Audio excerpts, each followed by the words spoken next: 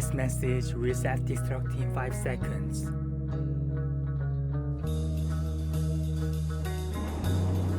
빰빰빰빰빰빰 따르릉 눈을 못 마주치겠어. 따르릉 미션 임파서블 배드 레코닝 파트 1에 네. 대해서 가이드 리뷰를 해보겠습니다. 네. 크리스토퍼 맥쿼리 감독의 작품이죠. 네, 그렇습니다. 이 영화 많은 분들 기대하시죠. 네. 국제적으로도 워낙 그 명망이 높은 그런 시리즈이기도 하고, 탐 크루즈를 대표하는 가장 유명한 영화는 결국은 미션 임파서블. 탐 크루즈가 네. 요즘이 진짜 전성기인 것 같기도 해요. 그렇죠. 한 제 19전성기 정도 되죠.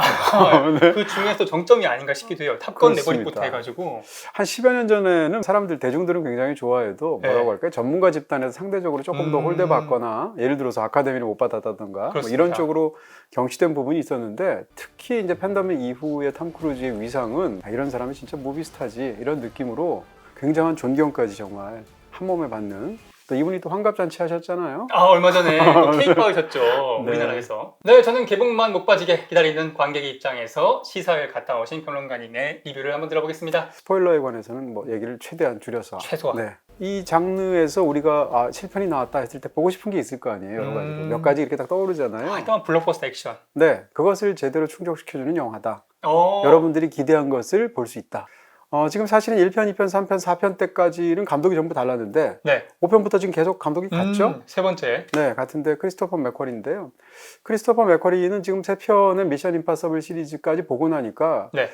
탐 크루즈라는 스타를 영화에서 어떻게 담아내야 될지 너무 잘하는 사람 같아요. 야, 케미가 좋네요. 네, 탐 크루즈도 이 크리스토퍼 맥쿼리를 굉장히 편하게 생각하는 것 같고요. 이 두 사람은 사실은 미션 임파서블로 만나기 전에 그 작전명 발키리에서 먼저 만났었거든요. 아, 그래요? 거기서 아마 인연을 가지고 현재까지 온 것 같고요. 네. 어쨌건 굉장히 잘 맞는 그런 블록버스터 콤비다라는 생각이 듭니다.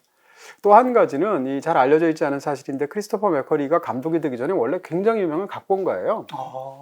이 사람이 쓴 각본 중에서 너무너무 훌륭한 걸로 유명한 초기의 각본이 있습니다. 바로 유주얼 서스펙트. 야, 그걸 이분이 쓰신 분이에요. 몰라뵀네요. 각본 얼마나 잘 쓰겠어요. 네. 어떤 사람은 폄하해서 공산품이다, 공산품에 가까운 영화다 이렇게 볼 수도 있는데, 완벽한 공산품이라고 볼 수도 있죠. 네, 완벽한 공산품이라는 표현을 제가 이제 3편에서 한 줄평으로 썼었는데요. 그때는 이제 칭찬의 의미에서의 공산품이라는 뜻이었었고요.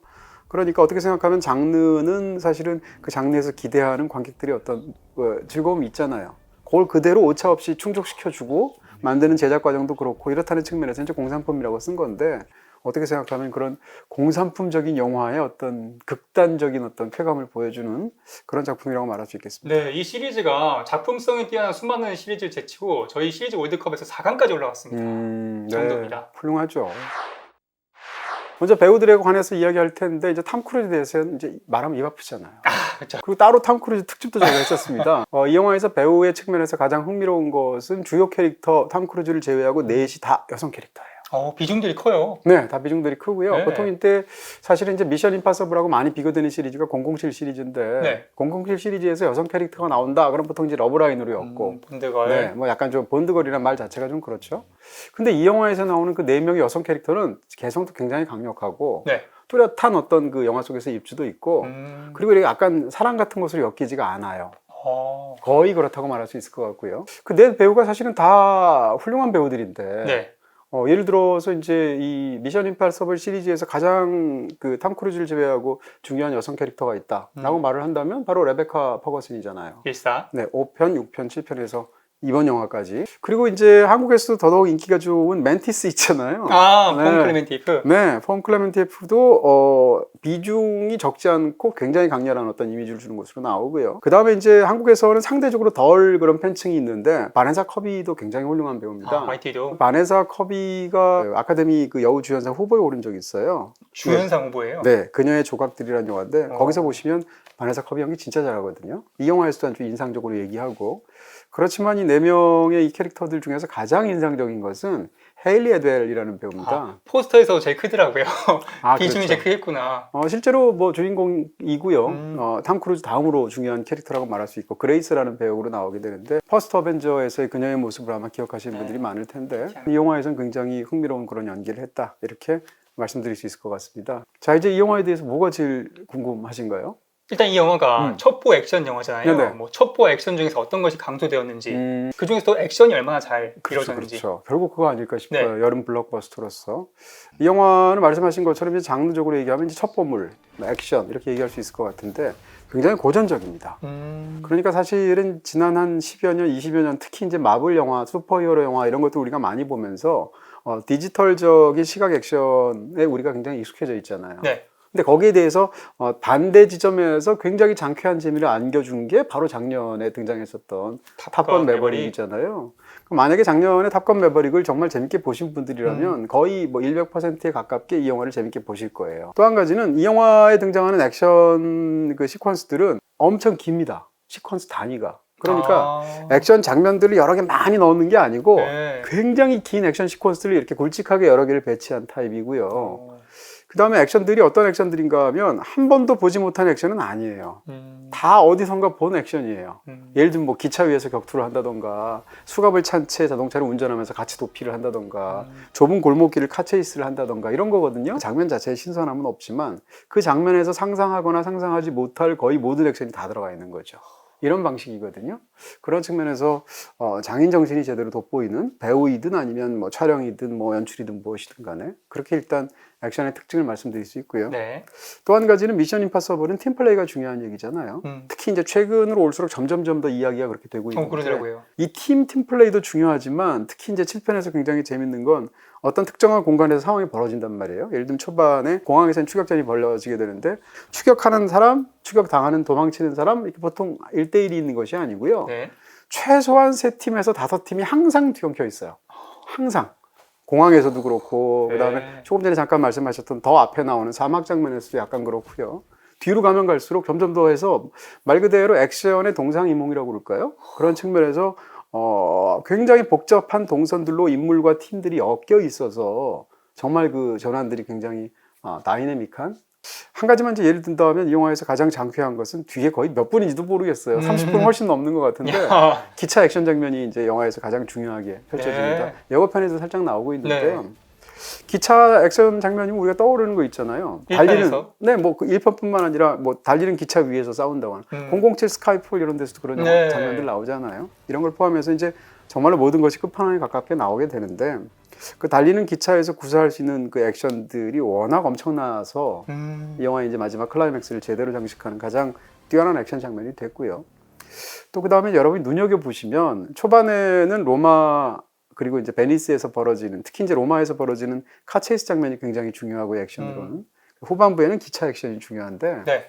잘 보시면 초반에 자동차 액션이 벌어질 때 이 갑자기 두 사람이 함께 팀을 이루게 된 그레이스와 그다음에 이제 주인공인 에단 헌트가 서로 수갑을 찬 채 이제 차로 움직이면서 도주를 하거나 추격을 해서 이제 빠져나간단 말이에요. 네, 뭐 한 손 운전하고 막. 그렇죠, 그렇죠. 네. 근데 그 장면을 할 때 보면 차를 모두 3대를 갈아타요. 한 대가 아니고 마지막 기차 장면을 보게 되면 기차가 이제 끊어지는 것을 가지고 온갖 뭐 서스펜스와 액션을 가지고 구사를 하는데 네. 기차의 객차가 모두 3칸이 하나씩 떨어집니다. 그렇게 해서 이 두 가지가 사실은 대비가 되도록 액션의 어떤 그 디자인을 짜고 있고요. 그게 영화적으로 왜 중요한가 하면 앞에 두 사람이 수갑을 차고 같이 운전하고 다닐 때는 불협화음이에요. 계속 안 맞아. 그리고 원래 팀도 아니고요. 그녀는 이 탐 크루즈로부터 도망을 가려고 하고 있는 상황이고 사실은 초반에는 그녀의 상황이 그렇게 좋은 상황이 아니거든요. 근데 후반부에 가게 되면 수갑으로 강제로 연결된 게 아니라 두 사람이 서로에 대한 믿음으로 손과 손을 연결을 해서 이 세 개의 객차가 하나씩 끊어질 때마다 둘에 대한 믿음으로 살아나는 것으로 액션이 짜여져 있어요. 근데 이런 방식은 전체적인 액션의 시각 디자인으로도 재미있고 네. 무엇보다도 이 영화가 다루고자 하는 이야기의 한 핵심이거든요. 그런 면에서 액션 따로, 이야기는 이야기 따로, 거치레로 그렇게 하는 영화가 아니다라는 측면에서 굉장히 훌륭하다 이렇게 말씀드릴 수가 있고요. 이 영화의 아이디어가 참 좋다고 생각한 게 그렇습니다. 수갑을 어떻게 차도록 설정을 했냐면 탐 크루즈의 왼손과 그레이스의 오른손으로 수갑이 연결이 돼 있어요. 그러면 자동차를 운전하려고 그래요. 네. 뭐 영국이나 일본 같지 않고 대륙형으로 되어 있다면 자동차 핸들이 왼쪽에 있잖아요. 그럼 누가 운전해야겠어요? 여자가? 그렇죠. 그래서 이제 그레이스가 처음에는 운전을 해요. 네. 근데 운전을 탐 크루즈보다 잘할 수는 없을 거 아니에요. 그러다 더군다나 추격전을 벌이니까 보다 못한 탐 크루즈가 자리를 바꾸자 그래요. 야. 그럼 바꾸면 어떻게 되겠습니까? 이런 이렇게 거 될 거 아니에요. 네. 그러니까 더군다나 이쪽에 양쪽에서 이렇게 연결된 상태에서는 더군다나 지금 둘이 서로 내외하는 상황이고 동상이몽인 상황인데 네. 이것을 반대로 탐 크루즈가 이쪽에 오르게 되니까 손이 이쪽으로 이렇게 몸이 갈 수밖에 없잖아요. 그럼 밀착되는 관계 속에서 두 사람이 완전히 한 팀이 돼서 그걸 헤쳐나가게 하면 일단 액션도 특이하게 되고요. 그러네요. 두 사람의 관계 묘사도 굉장히 흥미로운 부분으로 넘어가게 되죠. 그러니까 수갑 하나 반대로 채웠을 뿐인데 이야기가 완전히 달라져 버리는 거예요. 야, 그 귀여운 차 안에서 그렇죠. 특히 이제 경차들이 좀 네. 일부러 경차를 했을 거예요. 왜냐하면 두 사람 사이에서의 밀착감 같은 것이 중요하니까. 이런 식으로 이제 이런 액션 디자인들 같은 것이 굉장히 흔한 건데도 불구하고 이런 작은 변주를 통해서 큰 재미들을 뽑아내고 심지어는 이야기의 어떤 가장 중요한 줄기하고도 연결한다는 측면에서 훌륭하다. 근데 사실 예고편을 보신 관객분들이 가장 궁금한 액션은 네. 아무래도 그 절벽에서 오토바이로 그렇죠. 그건 어떠셨어요? 그 얘기 안 할 수 없는데 근데 네. 그게 기차 액션의 시작이에요 사실은. 네. 그 얘기만 한마디 하면 이런 게 시리즈를 보아온 오랜 그 팬들의 마음과 응원하는 마음과 스타나 이 감독이 그것을 직접 구사할 때의 마음이 합쳐져서 정말 최상의 쾌감을 만드는 거구나 이런 생각이 들어요. 무슨 얘기인가 하면 이렇습니다. 이미 다 공개된 장면이니까 네. 그 이제 노르웨이에 있는 뭐 트롤의 절벽이라는 곳에서 찍었다고 하는데 거기를 이제 아래가로 기차가 달려가고 있고 빨리 그 기차를 따로잡아야 되는데 그 기차 안에 그 뭐라고 그럴까요? 이 기관사는 악당이 기관사를 해치운 상황이에요. 그 기차는 절벽을 향해서 폭주기관차로처럼 달리고 있어요. 빨리 타서 악당을 해치우고 기차를 세워야 되잖아요. 그래서 네, 그런 상황에서 이제 오토바이를 타고 이제 해야 되는데 네. 오토바이를 타고 어떻게 기차로 오를 것이냐라는 것에 대해서 그 동료인 벤지 있잖아요. 사이먼 페그. 벤지가 얘기를 해주죠. 뭐라고 그러냐면 절벽을 전속력으로 달려서 거기서 점프를 하면 너한테 낙하산이 있을 테니까 그 다음부터는 이제 낙하산을 통해서 기차에 들어가면 된다라고 말을 하는 순간 극중의 에단 헌트가 그걸 나한테 하라고? 라고 하게 되는데 자긴 컴타면서 네, 근데 제가 굉장히 놀란 것은 뭔가 하면 거기서 나는 하라고 하는 순간 관객과 그 영화 사이에 굉장한 감정적인 밀착이 생긴단 말이에요. 무슨 얘기인가 하면 우리는 이 시리즈를 7편까지 봐오면서 네. 그 미친 짓이 우리를 흥분시키고 우리를 만족시킬 거라는 걸 알고 있어요. 네, 그 곡으로 가는 것도 있고요. 네, 옛날에 무슨 뭐 부르즈 칼리파로 올라간다던가 그렇잖아요. 암벽 등반을 맨손으로 한다던가 비행기 날개 막 매달린다던가 이런 게 너무 유명하잖아요. 나이 들수록 점점 위험해지고 있죠. 그렇죠. 그래서 이제 사람들이 제발 우리 탐 크루즈 형 자연사하게 도와주세요 이런 얘기 하잖아요. 만수무강 하세요. 네, 그렇게 얘기할 정도인데 그러니까 이런 것이 오래 역사로 쌓여 오니까 벤지가 그 말도 안 되는 지시를 하고 탐 크루즈가 황당해하는 순간 우리는 잠시 후에 탐 크루즈가 그 행동을 할 거라는 걸 알아요. 이렇게 시리즈의 역사와 함께 그것을 쭉 이렇게 와서 그걸 보는 관객들의 어떤 기대와 흥분과 혹은 조마조마함까지 그 배우의 영화 안팎까지 연결이 돼서 이런 것을 함께 그 쾌감을 극단화하는 것은 사실은 미션 임파서블밖에 없잖아요. 약간 공동체 의식이 생기는 것 같아요. 우리 토명이 또 해냈구나. 약간 이런 느낌. 그렇죠. 어디야? 사망자 혈액에서도 마약이 검출됐어요. 그럼 사망한 후에 누군가 던졌다. 왜? 죽이면 안 돼? 이치조가 한국으로 카르잡을 보냈어.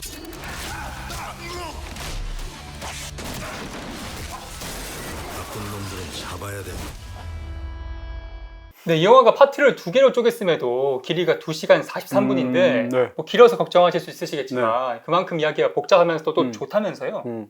요즘 그러시잖아요. 오히려 좋아 이런 거 오히려 좋아. 게이드. 네, 더 길어도 좋을 것 네. 같아요. 충분히 재미있고요. 한 이야기를 둘로 나눈 거 아니에요. 그런데도 합치면 5시간이라는 거 아니에요? 제 생각엔 이야기의 굉장히 중요한 부분을 포기하지 않았기 때문인 것 같고요.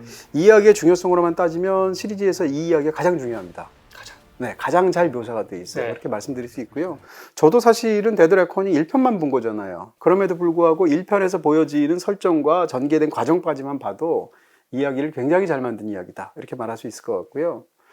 그러니까 이제 블록버스터에서 이제 우리가 액션 영화를 볼 때 우리가 이야기 보려고 하나? 그냥 액션 보러 가는 거지? 라고 생각하고 만드는 사람들도 이야기가 뭐가 중요해. 액션이 중요하지 해서 이야기를 대충 깔죠.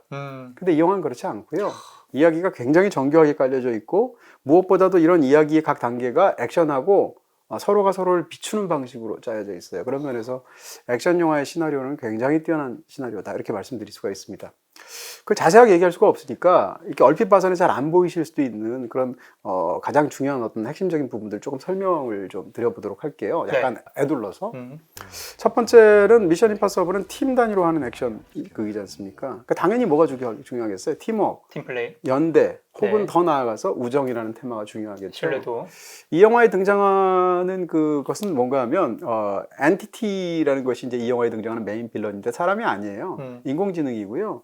개발 중에 스스로 진화를 해서 생각하게 되고 스스로 학습하게 되고 이래서 사실은 모든 디지털 세상에 다 가닿을 수 있고 모든 그 능력을 행사할 수 있는 그런 어떤 디지털 상에서의 전능한 신과 같은 존재가 되어버린 거예요. 그리고 그 신이 있는데 그 신의 그 부하처럼 이 모든 것을 직접 행동하는 행동대장 같은 그 사람이 있는데 이름이 가브리엘이에요. 그러니까 걔가 부하였군요. 신의 사자란 뜻이잖아요. 그러니까 그걸 이제 바꿔서 만든 거고요. 1편에서 가장 중요한 건 엔티티의 이 어마어마한 능력을 제어하기 위해서는 두 개가 겹쳐서 하나가 되면은 완벽하게 기능할 수 있는 그런 십자 목걸이가 있단 말이에요. 예고편에 나오더라고요. 네네. 그것을 이제 두 사람 서로 다른 곳에 있는 두 개를 찾아서 네. 그다음 그걸 가지고 이제 엔티티를 조종하면 되는 거죠. 더 재밌는 설정은 두 개를 합친다 하더라도 이 열쇠를 가지고 이 열쇠를 합친 것의 용도가 무엇인지를 모르면 엔티티한테 접근할 수가 없어요. A라는 반쪽 찾아야죠. 네. B라는 반쪽 찾아야죠. 두 개를 결합시킨 다음에 용도를 알아야 돼요. 근데 이 세 가지가 영화 속에서 보면 중반부까지 각각 소재가 다릅니다. 그러니까 A를 갖고 있는 사람 다르고요. B를 갖고 있는 팀 다르고요. 그 다음 용도로 알고 있는 사람은 또 다른 사람이에요. 복잡하네요. 그러니까 이 팀들이 다 엮여 있는데 이것이 결합됐을 때 비로소 엔티티한테 접근 가능 이거거든요. 그러니까 이런 왜 복잡한 설정을 갖고 왔느냐라는 네. 거죠. 이 이야기는 이 영화가 탐 크루즈라는 단 한 명의 영웅이 모든 걸 해결하는 게 아니고 이 사람들끼리의 서로의 연합, 결합 이런 걸 통해서 이 모든 걸 해결한다는 얘기거든요. 심지어는 가짜 목걸이 반쪽도 나와요. 가짜 우정이라는 것도 있잖아요. 서로가 속일 가짜 연대라는 것도 있잖아요. 플롯이. 그런 측면에서 본다면 우정이나 팀플레이를 다루는 팀워크를 다루는 이야기로서 이런 소품까지 사실은 이야기의 핵심적인 부분이 그대로 들어가 있다. 이런 걸 먼저 얘기할 수가 있고요. 두 번째는 제가 조금 전에 엔티티 설정을 말씀을 드렸는데 네. 그 엔티티라는 것도 그렇고 이 영화의 많은 어떤 액션의 장면들이 특히 중반부까지 엄청난 일이 터질 줄 알았는데 아무 일도 터지지 않고 사실은 그 안을 쳐다보면 텅 비어있는 이런 이 액션 코드들이 많아요. 네. 어떤 중요한 무기가 있는데 터질 것 같은 순간에서 안을 열어보니까 사실 안에 아무것도 없다던가 이런 식으로 어떤 것이 텅 비어 있다라는 것을 액션으로도 자주 구사하게 되는데 그러니까 엔티티는 디지털 상에서 모든 것일 수도 있지만 아무것도 아닌 존재 어디에나 있지만 그 어느 곳에서도 발견될 수 없는 존재로 설정되어 있단 말이에요.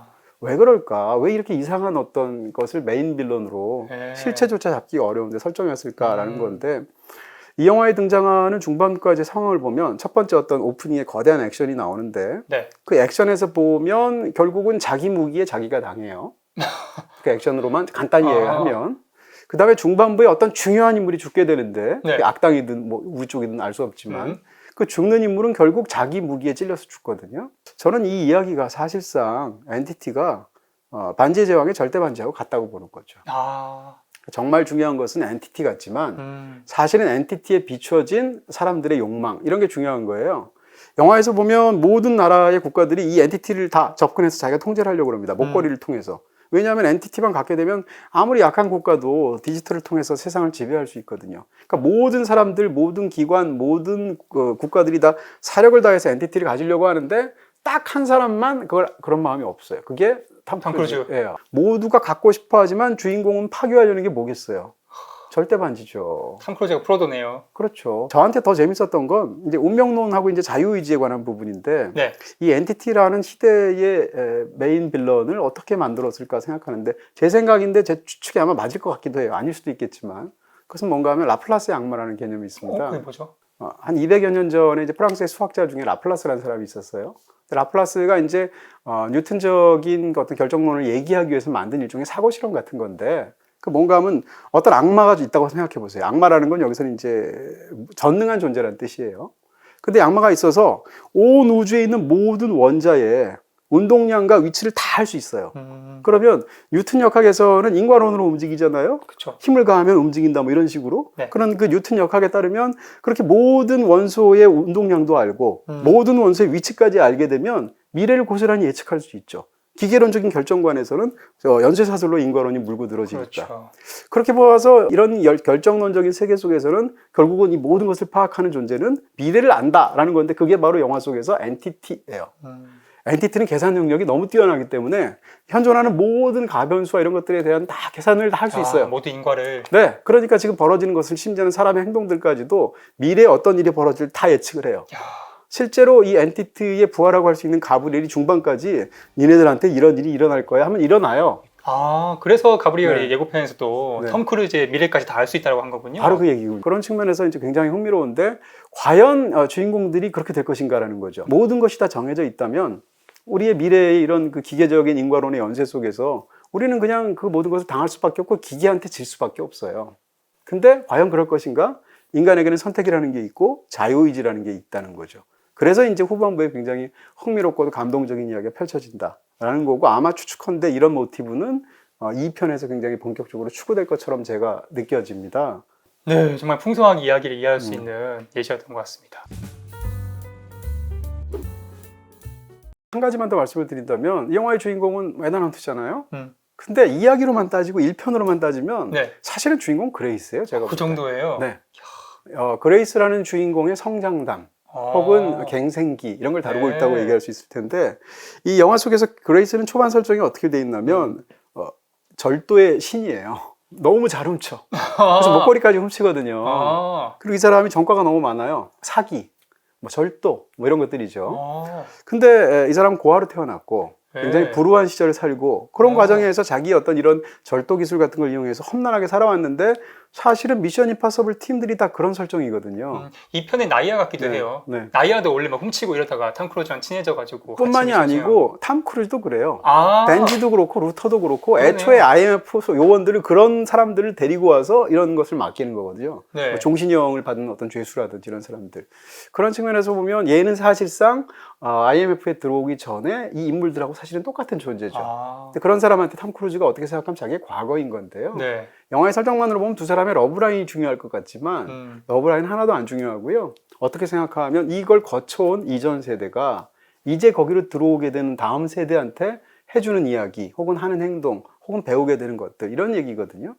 그런 측면에서 영화를 보면 이 각본은 굉장히 잘 쓴 게 복선을 주거나 아니면 말을 이중적으로 쓴 게 굉장히 많습니다. 예를 들면 you are done이라는 말을 쓰게 되면 사실 우리말로 번역하기가 어려운데 네. 아마 그 번역하시는 분이 어려웠을 거예요. You are done이라고 하면 너 끝장났어 이런 뜻이잖아요. 근데 극 중에 등장하는 이 탐 크루즈의 오른팔이 벤지잖아요. 벤지가 벤지 던이에요. 그 사람의 성이. 네. 그러니까 you are done이라는 말은 너는 던이야 라는 벤지다. 뜻도 돼요. 그리고 그걸 가지고 초반에는 약간 장난감처럼 치는데 후반부에 이 말이 한 번 더 반복되는데 그 상황이 절체절명처럼 보이지만 어떻게 보면 우정이라는 테마를 일깨우죠. 왜냐하면 너야말로 바로 던이야 라는 뜻이니까. 이런 식으로 변주가 된다거나 그 다음에 그 초반에 이제 물건 훔치잖아요. 그레이스가. 근데 탐 크루즈가 그 여자한테 가서 다시 mol거리를 가져와야 될 거 아니에요. 그래서 바로 이제 그 여자한테 들이대면서 어떤 행동을 하려고 하니까 상대방이 위기에서 모면하기 위해서 그레이스가 뭐라고 얘기를 하냐면 알았어요. 저를 다른 사람하고 착각했다는 얘기죠. 이렇게 얘기한단 말이에요. 그 얘기인 즉슨 자기 자신의 상황에서 닥치게 된 위기에서 벗어나기 위해서 그레이스는 다른 사람인 척 한다라는 거죠. 그리고 그레이스는 그 이후로도 보면 여권이 수십 개예요. 다 다르니까 그때 상대방이 뭐라고 물어보면 아니 어느 게 진짜 당신이냐? 라고 물어본단 말이에요. 그 다음에 또 이제 미션 임파서블을 생각하면 떠오르는 게 변장술이잖아요. 아, 그렇죠. 거의 다 나오죠. 가면. 예. 그 변장술을 이용해서 다른 사람을 변신한단 말이에요. 그랬을 때 얘는 초반에 다른 사람을 변신하고 나서 굉장히 이게 처음이니까 이런 변장술이 네. 중간중간 덜그럭거리게 되는데 점점 익숙해진단 말이에요. 그러니까 이 얘기는 결국 무엇이냐면 다른 사람인 척 하면서 자기 스스로가 되는 것을 두려워서 피해 다녔던 사람이 진짜로 다른 누군가가 되는 어떤 경험을 통해서 자기 자신을 발견하는 이야기. 그러니까 어떻게 생각하면 자기 정체성의 테마 같은 것이 굉장히 중요하게 들어간다. 그렇게 본다면 그레이스가 주인공이다. 이렇게 얘기할 수 있다는 얘기입니다. 야, 그리고 단순 러브라인의 전개보다는 뭔가 신선하다고 볼 수 있기도 한 것 같아요. 이런 걸 한번 생각하면서 영화를 보시면 사실은 얼마나 잘 쓴 각본이고 잘 만든 이야기인지를 눈치채실 수 있지 않을까 싶습니다. 탐 크루즈가 자기가 아끼는 사람들과 미션 완수 사이에서의 또 갈등하는 게 또 그동안 많이 있어 왔잖아요. 네네네. 이번 편에서도 되게 그게 좀 심각하게 다가온 것 같은데 있죠. 그 갈등은 어떻게 중후반부에 굉장히 중요하게 나오는데요. 네. 그 얘기를 하기 위하면 이제 너무 또 스포일러가 스포여서, 되죠. 네, 근데 거기서 굉장히 어떻게 보면 이 영화에서 등장하는 이야기 중에 가장 큰 사건이 뭔가 벌어지죠. 어떻게 생각한다면 다크나이트에서 자신의 연인을 구하러 갈 것인가 아니면 그 검사를 구하러 갈 것인가를 놓고 굉장히 중요한 갈등이 있잖아요. 네. 그런 비슷한 게 이 영화에도 등장합니다. 이질분도 스포를 좀 피해서 어렵겠지만 답변 주신다면 사실 이렇게 파트 1, 2가 나눠져 있으면은 관계 입장에서 제일 걱정되는 게 파트 1이 엔딩이 좀 심심하지 않을까, 어정쩡하지 않을까. 아니 그 굉장히 좋은 질문인 것 같고요. 네, 많은 분들이 이렇게 걱정하는 것 같고, 저도 솔직하게 얘기하면 네. 이런 영화를 이제 제대로 만들고 싶은 욕망이나 음. 혹은 상업적인 이유 때문에 자꾸 둘로 나누잖아요. 그렇죠. 네, 예전에 무슨 해리포터 마지막 편도 그랬었고, 좋은 선물. 네, 최근에 스파이더맨 어크로스 유니버스도 사실은 다음에 나올 3편하고 이어지는 부분이 그렇고, 네. 그래서 이런 걸 사실 나누는 걸 저도 별로 안 좋아해요. 그럼에도 불구하고 이제 이렇게 나온 상황에서만 판단을 한다면 일단 2편에서 모든 이야기가 종결되는 건 당연히 아니다. 왜냐하면 그렇게 할 바에 아예 그냥 7편이라고 다른 이름을 붙였겠죠. 그렇죠. 데드 레코닝 1, 2라고도 한다는 얘기는 이어진다는 얘기니까 그런 측면에서 끊기는 면이 없지 않다. 마지막 순간에. 근데 1편, 2편으로 나뉜 것 치고는 완결적이다. 약간 유보적인데요. 네. 그런 측면에서는 이 7편 자체로도 충분한 재미가 있다. 하지만 아무리 그래도 다음 편에 최후에 연결되는 그 2편과의 관계에서 막판에 이야기했던 가장 중요한 부분에서 끊어지는 것 같은 느낌이 없지는 않다. 네. 이렇게 말씀드릴 수 있습니다. 로그네이션과 폴아웃도 이 신디케이트라고 하는 범죄 조직으로 그렇죠. 약간 연결돼 있잖아요. 네, 근데 그것을 두 편의 작품으로 나눴다는 뜻은 완결성을 강조했다는 뜻일 거고요. 아, 데드 레코닝으로 연결을 했다는 뜻은 네. 그 연결을 훨씬 더 강조했다는 뜻이겠죠. 그런 면에서 조금 더 차이가 있는 것 같고요. 그 다음에 1편, 2편 이렇게 나눠버리면 더 역작 같지 않아요? 우리가 진짜 이거 잘했거든요. 이런 얼마나 느낌 우리가 있잖아요. 더 마케팅에서의 측면도 뭐 없지는 않지 않을까라는 생각이 듭니다. 또 진입장벽으로 부담을 느끼시고 바쁘신 현대인 분들 위한 저희가 큐레이션 가겠습니다. 네. 전 시리즈를 다 봐야 될까요? 네. 뭐 시간이 많고 또 이 시리즈를 너무 좋아하고 네. 이런 분들이 하면 그래도 되죠. 근데 항상 이럴 때마다 드리는 말씀인데 사실 한 번도 안 보고 가도 돼요. 일반적으로 영화를 그렇게 만들고요. 그렇습니다. 그럼에도 불구하고 보고 가면 더 재미가 배가 되는 건 사실이니까. 그래서 어떤 것들을 굳이 함께 이 경험을 확장하시고 싶다라고 한다면 5편 그리고 6편 로그네이션하고 폴아웃을 추천드립니다. 그러면 더군다나 이 영화에서 굉장히 중요하게 등장하는 일사 파우스트라는 레베카 퍼거슨 캐릭터랑 연결되는 부분을 보실 수 있을 텐데요. 또 두 편이 워낙 재밌잖아요. 그러면서 두 편을 여러분께 추천드리겠습니다. 네, 두 편의 영화는 BTV와 모바일 BTV에서 보실 수 있고요. 나머지 영화들도 모두 BTV에서 보실 수 있습니다. 파이어! 치아. 영상 재밌게 보셨나요? 여기 클릭하시면 제작에 큰 도움이 됩니다. 안녕!